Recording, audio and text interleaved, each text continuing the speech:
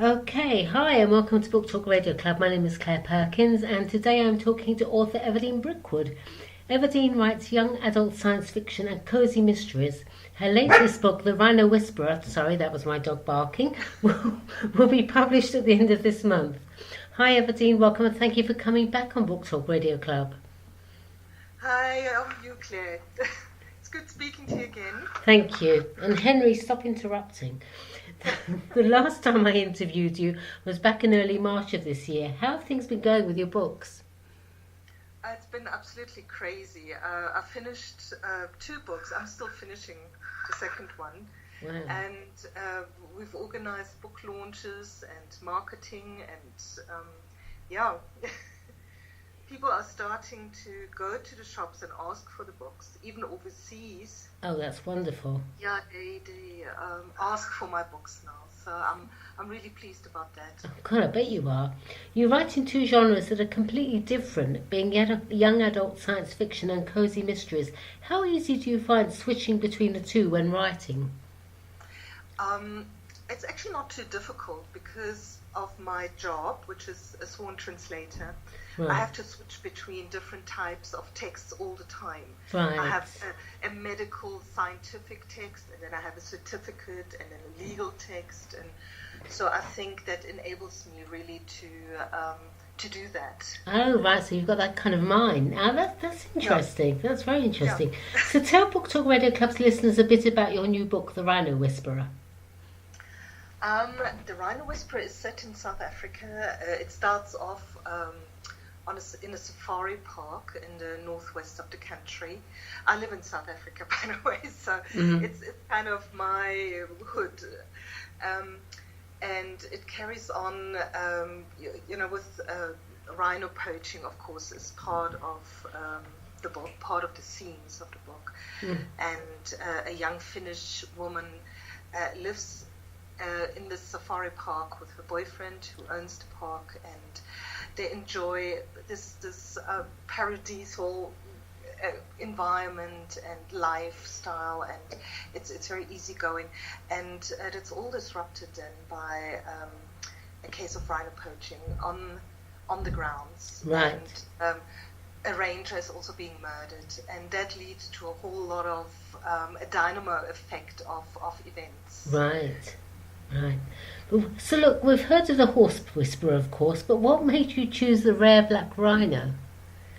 Of course, living in Africa and being confronted with the issue of rhino poaching all the time, I felt that the rhino would be, the right animal to include in my story. It's dramatic what's happening here, and poachers are so disrespectful compared to how we as locals, if you like, see nature around us. I mean, they come here and just do as they please, really.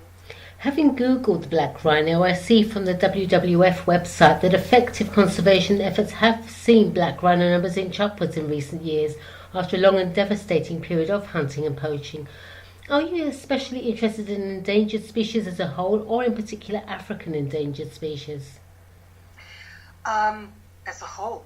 I mean, nature is so important to our planet. Like, for instance, what's happening with our oceans with the plastic epitomizes. Somebody again. It's terrible. Killing wildlife everywhere, and it's because of thoughtlessness mostly. Yes. Yeah. Of course, being in Africa, it's very close to my heart. What's happening to African animals and how they're being exploited. But I think nature, animals, plants all over the planet are really important to our life on this planet and should be looked after and protected. The Rhino Whisperer takes place in the fictional Shangari Safari Park. How often do you get to visit the wonderful safari parks living in South Africa as you do? I mean, was it a visit that inspired the Rhino Whisperer? No. I mean, living here, we live normal lives. We work and take children to school and shopping. And Are you sure? You live in Africa, you hang around nature parks all the time, or wild game parks, whatever. Well, that would be nice. That would be fantastic. But I think it's more to tourists to do that. Of course, we've got fantastic safari parks here. We've got smaller ones around Johannesburg as well. Right. It's just like half an hour drive from Johannesburg, from where I live, and I'm not going as often as I wish though. But I have been to the Kruger Park. I've been to lots of other parks in the area, and it is very inspiring, and it stays with you for a long time. It's not like, you go and visit a park and then suddenly you have an idea for a book. It's more really wildlife surrounding you and just close to nature. One of the native Khoisan families, I presume I pronounced that correctly, in your book, is known to communicate with the wild animals. Who are the Khoisan? The Khoisan are the original people of South Africa, or Southern Africa. Right.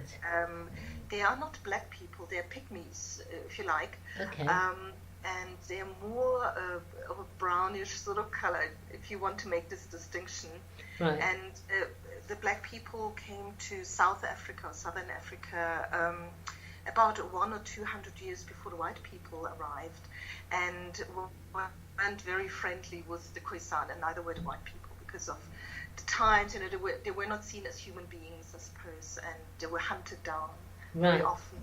There was also a lot of intermingling, and the colored people, so-called colored people in South Africa, often have Khoisan blood in them as well, and some of them still live the original lifestyle of the hunter-gatherers, but not many.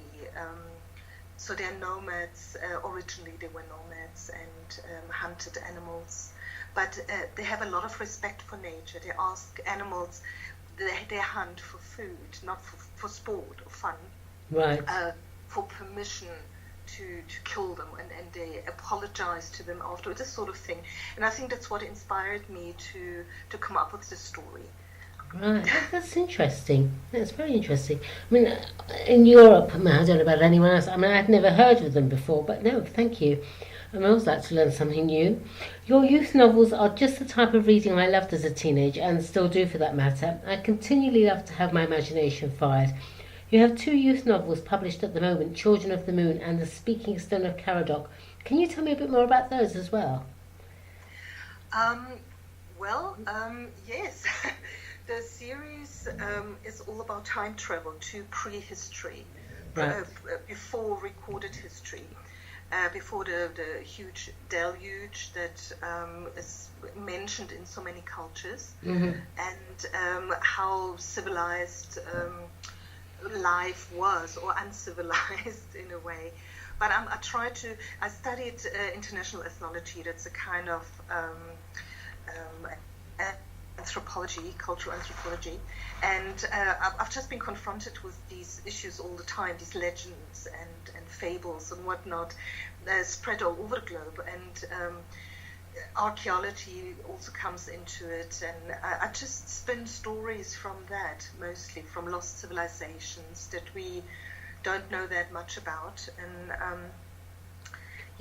3 children travel to prehistory and just experience all these adventures. And I'm actually busy giving a last edit to the 3rd book in the series, The Secret of the Bird God, and it's also coming out in October now. We have another launch coming up. So what inspires you to write your young adult sci-fi books? I would say, well, as I mentioned, I did study cultural sciences, international ethnology, and my children were that age at the time when I started writing this story. It was about 12 years ago, and I felt, I think I was also a little inspired by J.K. Rowling, of course, and that she wrote about something so completely different to what's ever been done, and I felt maybe I should do something, in my area of knowledge and for my children. And well, that's how it started. Okay. Earlier this year, you flew over to Europe from South Africa to exhibit at a book show, I believe. How did that go? What other things do you do to promote your books in Europe? Oh my word! It's such a huge thing. These book fairs are enormous. I went to the Leipzig book fair, and we had 250,000 visitors in a weekend.